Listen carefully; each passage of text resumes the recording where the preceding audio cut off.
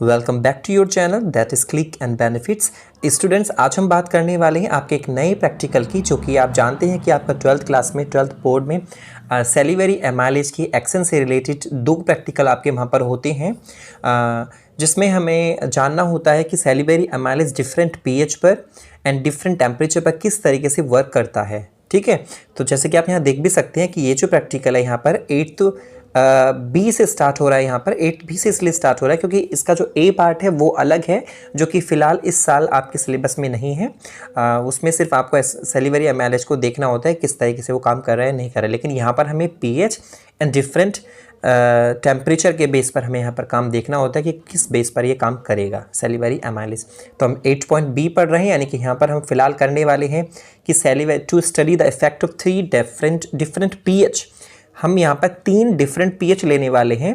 तीनों different pH पर salivary amylase किस तरीके से काम करता है। ये एक एंजाइम है, आप जानते हैं, जो कि कॉम्प्लेक्स शुगर को सिंपलेस्ट शुगर में चेंज कर देता है। जैसे कि शुगर है आपकी डाइसैकेराइड्स में चेंज कर देता है, जैसे कि हमारा होता है माल्टोस, ये बनाएगा ओके स्टार्च से। तो ये क्या करेगा, यहाँ पर डिफरेंट पीएच हम लेने वाले हैं। 3 डिफरेंट पीएच पर देखते हैं कि कौन सी पीएच इसके लिए ऑप्टिमम होगी, यानी कि बेस्ट होगी, सुटेबल होगी, किस पर ये अच्छे से काम करने वाला है। वीडियो को आगे हम शुरू कर रहे हैं। तो हमारा एम क्या है यहाँ पे, 3 डिफरेंट पीएच पर सेलिवरी एमाइलेज का एक्शन देखना, कैसे ये स्टार्च के ऊपर काम करेगा और इससे माल्टोस बना देगा, डाइसैकेराइड्स बना देगा। ओके, सो हमारे लिए इसमें सामान क्या क्या चाहिए, यानी रिक्वायरमेंट्स क्या हैं। तो यहाँ पर हमारी मेंशन्ड है, टेस्ट ट्यूब चाहिए हमें, बीकर्स चाहिए हमें, ड्रॉपर्स चाहिए, फनल, NaCl यानी sodium chloride, iodine crystals, pH tablets चाहिए हमें यहाँ पे डिफरेंट रेंज की, जो कि अभी आपको देखने को मिलेंगी। यहाँ पर 6.8 होगी, यहाँ पर 9 होगी हमारी यहाँ पर, एंड 4 भी होगी यहाँ पर। सो वाटर होगा हमारा यहाँ पे डिस्टिल्ड, थर्मामीटर होगा हमारा, कॉटन होगी, रबर होगी, डिस्टिल्ड वाटर ये हमारा हो गया, स्टार्च सॉल्यूशन ये हमारा होगा। यहाँ पर कुछ हमें सॉल्यूशंस भी बनाने हैं, जैसे कि हमें एक NaCl का बनाना है हमें सॉल्यूशन, एक हमें स्टार्च सॉल्यूशन हमें बनाना है, और उसके साथ साथ हमारे पास 3 पीएच होंगी और हमारे पास सलाइवा भी होगा। बिल्कुल, क्योंकि सलाइवा के अंदर ही हमारा सेलिवरी एमाइलेज होता है एंजाइम। लेकिन क्योंकि कोविड चल रहा है, कोविड की वजह से ये इस टाइम प्रोहिबिटेड है इन द लैब, सो हम सलाइवा को यूज़ ना करते, उसका एक उसी के जैसे एक ऑल्टरनेटिव यहाँ पर यूज़ कर लेते हैं। तो सलाइवा की जगह हम यहाँ पर यूज़ करेंगे एक एंजाइम है जिसका नाम है डायस्टेज। ओके, डायस्टेज जो हमारा एंजाइम है, बिल्कुल सेलिवरी एमाइलेज ही है, ये उसका एक अल्टरनेटिव है। अगर आप सलाइवा यूज़ नहीं करेंगे तो आप डायस्टेज एक एंजाइम है उसको यूज़ कर सकते हैं, जिसके अंदर अल्फा एमाइलेज ही होता है, यानी ये भी एक सेलिवरी एमाइलेज ही है। ओके, बस हम उस चीज़ से बच जाएंगे जो कि हमें थोड़ा अजीब लगता है हमें सलाइवा लेना, तो वो नहीं लेंगे। यहाँ पर हम डायस्टेज का सॉल्यूशन बनाएंगे 1%। ठीक है, तो अब हमें करना क्या है, यहाँ पर हमें प्रोसीजर पे स्टार्ट कर देंगे। अब क्योंकि देखो प्रिपरेशन, रिजल्ट हम कैसे बनाएंगे, NaCl हम कैसे बनाएंगे सॉल्यूशन, स्टार्च हम कैसे बनाएंगे, सलाइवा हम कैसे बनाएंगे, तो वो ऑलरेडी 8A प्रैक्टिकल में है, जो कि मैंने अभी आपको नहीं बताया। तो मैं आपको डायरेक्टली बता देता हूँ कैसे हम NaCl बनाएंगे। हमें NaCl का 1% सॉल्यूशन बनाना है, हमें स्टार्च का भी 1% सॉल्यूशन बनाना है, हमें डायस्टेज का यानी सलाइवा जो लिया है, नॉर्मली सलाइवा तो हम ले नहीं रहे हैं यहाँ पर हम डायस्टेज ले रहे हैं, तो डायस्टेज का भी 1% सॉल्यूशन हमें बनाना है। अब 1% का मतलब क्या है कि अगर 1% है तो हमें क्या लेना है, सिंपल सी बात है, 1 ग्राम NaCl या जो भी हम 1% बना रहे हैं वो मटेरियल हमें 1 ग्राम लेना है, और इसको हम मिक्सड कर देंगे 100 ml वाटर के अंदर। ओके, सो ये हो जाएगा हमारा 1% जो भी सॉल्यूशन है। तो NaCl का 1% इस तरीके से बना लेंगे, ऐसे स्टार्च का हम 1% बनाना है वो भी बन जाएगा, और ऐसे डायस्टेज का 1% बनाना है वो भी हमारा बन जाएगा। ओके, सो इस तरीके से हम यहाँ पर बनाना है। अगर डायरेक्टली अगर आप मिक्स नहीं करना चाहते 1 ग्राम को डायरेक्ट 100 ग्राम में, तो आप इतना कर सकते हैं कि 1 ग्राम को आप मिक्स कर लें 10 ग्राम में। ओके, थोड़ा सा इसको गर्म कर लें, ल्यूकवार्म कर लें, और बाद में जो रिमेनिंग पोर्शन बचता है, जैसे 1 ग्राम 10 ml, तो 10 ग्राम तो हमारी 10 ml हो जाएगा, 90 ml हमारा बच जाता है, तो 90 ml को बाद में हल्का सा गुनगुना करके इसके अंदर मिक्स कर सकते हैं। सो ऐसे भी आप मिक्स कर सकते हैं। ओके, सो हमारा सॉल्यूशन 1% NaCl बन गया है, 1% स्टार्च सॉल्यूशन बन गया है, 1% हमारा डायस्टेज का सॉल्यूशन हमारा बन गया है। अब हमें चलना है प्रोसीजर पर। प्रोसीजर में करना क्या क्या है, देखिए प्रोसीजर में हमारा काफ़ी इजी है। करना क्या है कि सबसे पहले यहाँ पर हमें 3 टेस्ट ट्यूब लेबल्ड ABC, हमें 3 टेस्ट ट्यूब लेनी है। बड़ी वाली टेस्ट ट्यूब यहाँ ले सकते हैं हम, जिनके नाम हम लिख देंगे ABC। देखिए अगर ऐसे समझ में नहीं आ रहा, मैं आपको पिक्चर दिखा देता हूँ, यहाँ पर ग्लास वेयर्स दिखा देता हूँ। यहाँ पर देखिए टेस्ट ट्यूब ए है, टेस्ट ट्यूब बी है, टेस्ट ट्यूब सी है। तो ऐसे हमें 3 टेस्ट ट्यूब ले लेनी है। 3 टेस्ट ट्यूब के अंदर हमें करना क्या है, तो वो हम पीछे चलेंगे, आपको बताएंगे कि क्या क्या हमें लेना है तीनों टेस्ट ट्यूब के अंदर। सो तीनों टेस्ट ट्यूब के अंदर हमें क्योंकि हम पीएच के लिए देख रहे हैं, तो हमारे पास 3 टैबलेट्स हैं, गोलियां हैं पीएच की, एक 4 वाली है, एक 6.8 वाली है, 9 वाली है, तो 3 पीएच की हैं।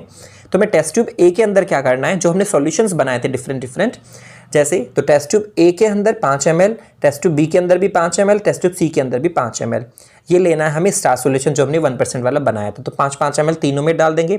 ऐसे ही फिर 1-1 ml हम NaCl लेंगे। NaCl का भी 1% बनाया था, वो भी हम तीनों टेस्ट ट्यूब के अंदर 1-1 ml डाल देंगे। तो 5 ml हमारा स्टार्च, 1 ml हमारा NaCl और 1-1 टैबलेट डाल देंगे हम पीएचएस की। टेस्ट ट्यूब ए के अंदर 4 pH, टेस्ट ट्यूब बी के अंदर 6.8, टेस्ट ट्यूब सी के अंदर 9। तो तीनों pH यानी हमारी 3 चीज़ें यहाँ पर मिक्स हुई हैं टेस्ट ट्यूब ए के अंदर, ऐसे 3 बी एंड 3 हुई हैं सी के अंदर। तो ये हमारे तीनों हमारे टेस्ट ट्यूब तैयार हो चुकी हैं। अब हमें करना क्या है, हमें बीकर भी रखना है, और क्योंकि हम पीएच के लिए देख रहे हैं तो हमें ये याद होना चाहिए कि हमेशा एंजाइम का एक पर्टिकुलर एक ऑप्टिमम टेम्परेचर होता है। हमेशा हर एक एंजाइम जितने भी हैं सभी को एक टेम्परेचर चाहिए। तो हमारे लिए टेम्परेचर कितना होता है ऑप्टिमम, 37 के 2 कम कर ले या 2 ज़्यादा कर ले, एरर्स हो जाती हैं। तो 37, 35, 36, 8 इस टेम्परेचर पर ये ऑप्टिमम टेम्परेचर होता है जिस पर एंजाइम काम करते हैं। तो हमें याद रखना है। पता चला अब ये एक्सपेरिमेंट ठंड में कर रहे हैं और वहाँ पर टेम्परेचर 37 नहीं है, हो सकता है वहाँ पर 5 ही डिग्री हो। तो आपको क्या करना है, एक बीकर लेना है, उसके अंदर वाटर लेना है और उसको 37 तक उसके अंदर थर्मामीटर डाल देंगे आप, ताकि हमें पता चल जाए कि 37 डिग्री हो चुका है टेम्परेचर। उसके अंदर तब ये टेस्ट ट्यूब हम तीनों की तीनों रख देंगे। तो याद रखना है हमें टेम्परेचर मेंटेन करके रखना है 37 डिग्री। याद रखें 37 डिग्री हो गया है तो ऐसा नहीं है कि आपने इसको 50 तक पहुंचा दिया फिर एंजाइम काम नहीं करेंगे। तो हमें मेंटेन इस तरीके से मेंटेन करना है कि टेम्परेचर हमारा 37 ही रहे, क्योंकि इसी के ऊपर ही हमारे टेम्परेचर पर काम करेगा हमारा सेलिवरी एमाइलेज, क्योंकि वो एक एंजाइम है और उसको 37 ऑप्टिमम टेम्परेचर यानी बेस्ट टेम्परेचर, सुटेबल टेम्परेचर 37 चाहिए। तो ये तीनों टेस्ट ट्यूब हमने उस बीकर के अंदर रख दी हैं, जैसा कि हमने डायग्राम में भी देखा था। तीनों की तीनों टेस्ट ट्यूब देखो यहाँ पर दिख रही हैं। तीनों की तीनों टेस्ट ट्यूब यहाँ पर हमारी बीकर के अंदर रखी हुई हैं। बीकर के अंदर वाटर भी लिया है हमने और इसको 37 डिग्री, 2 ज़्यादा या 2 कम एरर हो सकती है, कोई दिक्कत नहीं है। अब इसको हमने ऐसे रख दिया है, लगभग 10 मिनट के लिए हम इसको छोड़ देंगे। और हमारी तीनों की तीनों पीएच याद रखें इसके अंदर हैं। और उसके साथ साथ अब हमें क्या करना है, क्योंकि हमने 1% डायस्टेज यानी सलाइवा वाला भी हमारे पास सॉल्यूशन था, तो उसकी 1-1 ml इसके अंदर हम डाल देंगे। ठीक है, तीनों टेस्ट ट्यूब के अंदर 1-1 ml हम डाल देंगे। अब देखो ये तो हमारा एक तरफा काम हो गया है। इसी के साथ साथ ये करने से पहले हमें एक चीज़ और भी तैयार करनी है। हमारे पास कुछ test tube A B C तीनों के लिए कम से कम 5-5 टेस्ट ट्यूब या 6-6 टेस्ट ट्यूब वाला एक एपरेटस अलग अलग तैयार करके रखना है। टेस्ट ट्यूब ए के लिए देखिए यहाँ पर ये टेस्ट ट्यूब 5 रख दिए हमने, टेस्ट ट्यूब बी के लिए भी है, टेस्ट ट्यूब सी के लिए भी है। तो तीनों के लिए, क्योंकि तीनों का हमें टेस्ट करना है कि एमाइलेज ने काम करना स्टार्ट किया या नहीं किया। ठीक है, तो टेस्ट ट्यूब ए हमें जो 4 pH के लिए काम कर रही है, टेस्ट ट्यूब बी जो हमारी 6.8, टेस्ट ट्यूब सी जो हमारी 9 के लिए काम कर रही है। तो तीनों की तीनों हमने यहाँ पर pH रख दी हैं, तीनों की तीनों हमने एपरेटस हमारी यहाँ पर तैयार हैं। ठीक है, अब हमें, क्योंकि ये इंडिकेटर ट्यूब है आयोडीन, क्योंकि इनके अंदर हमने सभी के अंदर 1-1 ml सभी के अंदर 1-1 ml आयोडीन सॉल्यूशन हमने रख रखा है। ये 5 टेस्ट ट्यूब है, सभी के अंदर 1-1 ml है। ये 5 टेस्ट ट्यूब है, सभी के अंदर 1-1 ml है। और ये भी 5 टेस्ट ट्यूब है, इनके अंदर भी सबके अंदर 1-1 ml ऑलरेडी तैयार है। तो लगभग 3 एपरेटस हमने बना रखे हैं test tube A B C के लिए, और तीनों की यानी 15 टेस्ट ट्यूब यहाँ पर हमारी रखी हैं। और आप इसको 15 की जगह मतलब 5-5 जो हमने ली हैं, आप इनको 6-6 या 7-7 या 8-8 भी कर सकते हैं। सो ओवरऑल हमारे तीनों टेस्ट ट्यूब तैयार है। अब हमें करना क्या है, ये वाला सॉल्यूशन, ये जो हमारा एपरेटस था ये तो हमारा चल ही रहा है तैयार ए बी सी के लिए। तो हमें कुछ नहीं करना है, यहाँ से हमें जो इसमें 1 ml हमने डायस्टे सॉल्यूशन सलाइवेज का हमने डाला था, तो लगभग 10 मिनट बाद हम क्या करेंगे, इसमें से एक बूंद लेंगे ड्रॉपर की हेल्प से, और एक वॉल, इसकी जो वॉल है, ऐसा नहीं कि ऊपर से डायरेक्ट डालेंगे, नहीं, धीरे धीरे इस वॉल से छोड़ते हुए इसके अंदर एक ड्रॉप डाल देंगे। टेस्ट ट्यूब ए वाली में ही डालेंगे, ऐसा नहीं कि टेस्ट ट्यूब ए का हमने डाल दिया टेस्ट ट्यूब बी के अंदर, ऐसा नहीं कि इसके अंदर डालेंगे। टेस्ट ट्यूब ए का ये एपरेटस है तो इसी के अंदर टेस्ट ट्यूब ए डलती चली जाएगी, ऐसे बी के इसमें आएंगे, सी के इसमें आएंगे। तो टेस्ट ट्यूब ए जो हमने ली है उसका एक ड्रॉपर से और याद रखना टेम्परेचर भी 37 ही रहना चाहिए, ऐसा नहीं कि ज़्यादा या कम कर दें आप, ठीक है। तो हमने टेस्ट ट्यूब ए में से ड्रॉपर की हेल्प से एक बूंद इसके अंदर डाली। इस टाइम इसको हम 0 मिनट मानकर चलेंगे, यानी कि यहाँ पर हमारा टाइम जो हमने दिया है इसको 0 मिनट दिया है, एक बूंद हमने डाल दी है। अब हम दोबारा से क्या करेंगे, ऐसे ही टेस्ट ट्यूब बी के अंदर भी हमें यही काम करना है। जैसे ही इसको डालेंगे ए को, ऐसे ही बी को एकदम डाल देंगे, इसको भी 0 मानेंगे और सी को भी हम इसमें डाल देंगे, इसको भी हम यहाँ पर 0 ही मान लेंगे। ओके, अब 2 मिनट बाद अब देखो आयोडीन हमने यहाँ पर क्यों लिया है, हम जानते हैं आयोडीन का काम, आयोडीन हम स्टार्च टेस्ट करते हैं ना, तो आयोडीन कैसे करते हैं, अगर देख लीजिए, अगर स्टार्च अवेलेबल है तो आयोडीन का कलर हो जाता है blue. In the presence of starch iodine change हो जाता है ब्लू कलर में, नॉर्मली येलोइश होता है वो, लेकिन कैसा हो जाएगा, ब्लू कलर का हो जाएगा। ठीक है, कैसा कलर हो जाएगा, blue colour, dark blue black सा थोड़ा हो जाता है। लेकिन अगर उसमें स्टार्च नहीं है तो वो कलर उसका मतलब कैसा रहेगा, रिमेन चेंज्ड, अनचेंज्ड हो जाएगा, यानी जैसा था वैसा ही रहेगा, येलो के करीब वो रहेगा। ठीक है, तो याद रखें जब तक इन टेस्ट ट्यूब के अंदर क्या है हमारा स्टार्च रहेगा तीनों में, तब तक ये कलर चेंज ब्लू ब्लैक ही रहेगा। जैसे ही हमारा स्टार्च का ब्रेकडाउन हो जाएगा किसमें, माल्टोज में, डाइसैकेराइड्स में, क्योंकि एमाइलेज ने अपना काम कर दिया होगा, तो तब कलर ब्लू ब्लैक नहीं आएगा, तब वो कलर चेंज नहीं होगा किसका, आयोडीन का। तो अब हमें जान लेना है, जैसे ही हमने 2 मिनट बाद इसमें डाली, फिर ऐसे ही 2 मिनट बाद इसमें डाली, ऐसे ही टेस्ट ट्यूब ए ऐसी चलती रहेगी, उधर टेस्ट ट्यूब बी हमारी चल रही है, टेस्ट ट्यूब सी भी हमारी ऐसी कंटिन्यू चलती जा रही है। तो अब हमें देखना क्या है, ऑब्जर्व ये करना है कि वो कौन सी पीएच थी, क्योंकि टेस्ट ट्यूब ए में 4 है, टेस्ट ट्यूब बी में 6.8 है, टेस्ट ट्यूब सी में हमारी 9 है पीएच है। तो वो कौन सा एपरेटस सही है हमारा जिसमें हमारा कलर ब्लू ब्लैक नहीं आया, यानी जिसमें हमारा जल्दी से हमारे पास रिजल्ट मिल चुका है यहाँ पर, जहाँ पर आयोडीन का कलर चेंज नहीं हुआ है।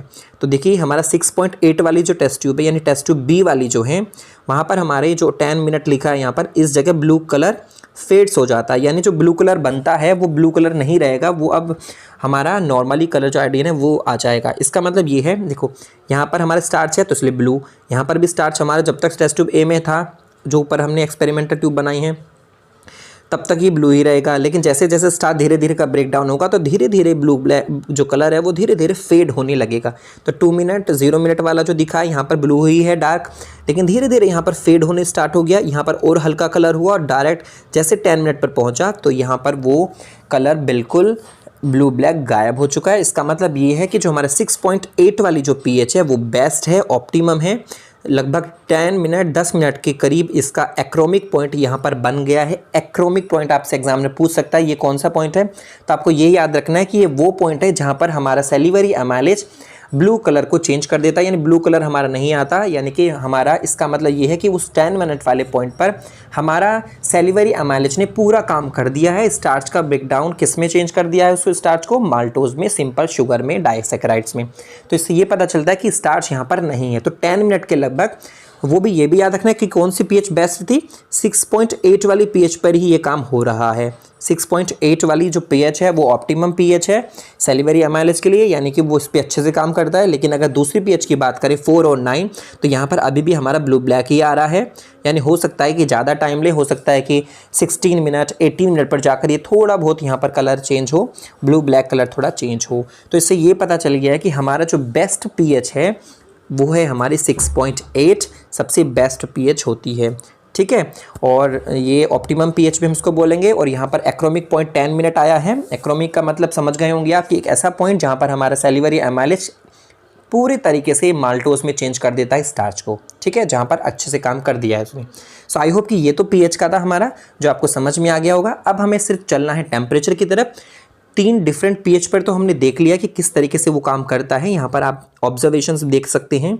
ऑब्जर्वेशन में आपको दिखाई दे रहा है कि देखो टेस्ट ट्यूब ए है हमारी, जो इसमें 6.8, test tube B, test tube C 9, तो तीनों की तीनों पीएच दिखाई हैं। 0 हमारी जब ली थी तो ब्लू कलर, और यहाँ पर जैसे जैसे टेस्ट ट्यूब ए थी तो थोड़ा सा ब्लू कलर फेड हुआ, यहाँ पर भी फेड हुआ।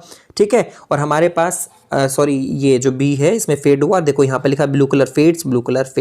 तो हम दिखा देते हैं, ये एरो को हटाकर यहाँ पर हम लिख सकते हैं ब्लू कलर ही है, यहाँ पर भी ब्लू कलर ही है, यहाँ पर blue colour fade and 10 minute पर जाकर वो बिल्कुल फेड हो चुका है, ब्लू कलर नहीं बचा है। लेकिन सी एंड एमर ए में ऐसा नहीं हुआ, वहाँ पर ब्लू कलर ही अभी है, इसका मतलब स्टार्च अभी तक चेंज नहीं हुआ, सलाइवा ने यानी डायस्टेज ने अभी कुछ भी काम नहीं किया है, सिर्फ टेस्ट ट्यूब बी के अंदर ही अच्छे से काम हुआ है। तो 6.8 pH इज़ बेस्ट। ओके, और ये है रिजल्ट हमारा। रिजल्ट क्या है? The achromic point came only in the test tube B. Achromic point किस में आया? सिर्फ 6.8 वाली pH में, यानी टेस्ट ट्यूब बी में ही आया, जबकि इन टेस्ट ट्यूब ए और सी में blue colour remain same. It means that enzyme shows optimum pH at 6.8, यानी कि achromic points test tube B में ही दिखा 10 मिनट के करीब, जहाँ पर काम पूरे अच्छे से कर दिया है, तो वो 6.8 बेस्ट pH है। अब चलती है हम अपने डिफरेंट किस पर? pH पर, सॉरी डिफरेंट टेम्परेचर पर देखते हैं सैलिवरी एमाइलेज कैसे काम करेगा। तो ये है हमारा नेक्स्ट एक्सपेरिमेंट। इसमें हमें क्या देखना है? Study the effect of 3 different temperature on the activity of salivary amylase. जैसे हमने वहाँ पे 3 डिफरेंट pH ली थी, अब यहाँ पर pH नहीं लेनी है, अब की बार हमें डिफरेंट टेम्परेचर लेने हैं। डिफरेंट टेम्परेचर कौन से होंगे? एक तो लगभग हम लेंगे 5 डिग्री सेंटीग्रेड के करीब, लगभग बिल्कुल ठंडा चिल के करीब, एक हम लेंगे 37 के करीब, और एक हम लेंगे 50 से ऊपर वाला टेम्परेचर। तो 3 डिफरेंट टेम्परेचर पे हमें सैलिवरी एमाइलेज का एक्शन दिख रहा है, किस तरीके से वो काम करने वाला है। तो ये भी वही है सेम, हमें जो सामान क्या क्या लेना है, रिक्वायरमेंट्स क्या है, वही है सेम जो पहले थी। रिक्वायरमेंट्स ये सारी जो पहले हमने ली है हम pH के लिए, बस चेंज किया, pH टैबलेट्स हमें नहीं लेनी है, अब की बार हमें सिर्फ टेम्परेचर लेने हैं। वहाँ पर सिर्फ हमारा एक ही बीकर के अंदर काम हो गया, 37 हमने दे रखा था तीनों टेस्ट ट्यूब को, लेकिन क्योंकि यहाँ पे 3 डिफरेंट टेम्परेचर लेने हैं तो 3 बीकर हमें यहाँ पर तैयार रखने होंगे। अब एग्ज़ाम में हो सकता है कि आपके पास आपके एग्जामिनर मतलब जो भी इंटरनल कराएंगे, तो वहाँ पर हो सकता है कि यहाँ पर तीनों टेम्परेचर पर ना करना हो सकता है कि वहाँ पर आप लिख सकते हैं तीनों टेम्परेचर के लिए, लेकिन क्या हो सकता है कि वहाँ पर आइस क्यूब्स ना हो, तो वहाँ पर सिर्फ 2 ही टेम्परेचर पर सैलिवरी एमाइलेज को देख सकते हैं आप, एक तो हाई पर और एक 37 पर। ठीक है, हो सकता है तीनों भी हों, लेकिन मैं बता रहा हूँ अल्टरनेटिव यहाँ पर हो सकता है 2 ही हो टेम्परेचर। तो अब हमें करना क्या है? सामान क्या है? वही 1% NaCl, 1% starch solution and 1% diastase solution, ये हमारे पास तैयार है पहले से ही। अब हमें सिर्फ करना क्या है? सिर्फ हमें 3 टेस्ट ट्यूब बनाकर रखनी है, वही 3 टेस्ट ट्यूब तैयार हैं आपकी। तीनों टेस्ट ट्यूब के अंदर वही सेम करना है, 5 ml हमारा स्टार्च सॉल्यूशन और 1 ml हमारा NaCl और दूसरा 1 ml हमारा सलाइवा या डायस्टेज सॉल्यूशन जो हमने बनाया था, बिल्कुल वही है। ABC तीनों में यही चीज़ें मिक्स करके रख लेनी है हमें। ठीक है, अब हमें क्या करना है, क्योंकि हमारे डिफरेंट टेम्परेचर हमें लेने हैं, तो मैं आपको सीधा पिक्चर में ही दिखा देता हूँ। यहाँ पर हमारा टेस्ट ट्यूब सेटअप A है। ठीक है, टेम्परेचर ध्यान रखना है, यहाँ पर हमने कितना लिया है, लगभग 5 डिग्री 3 या 7 भी कह सकते हैं, इसलिए +2 की एरर हमने यहाँ दिखा रखी है, ऊपर नीचे हो जाता है इतना। ये हमारी टेस्ट ट्यूब बीकर है, बीकर के अंदर हमारा थर्मामीटर रखा हुआ है टेम्परेचर देखने के लिए।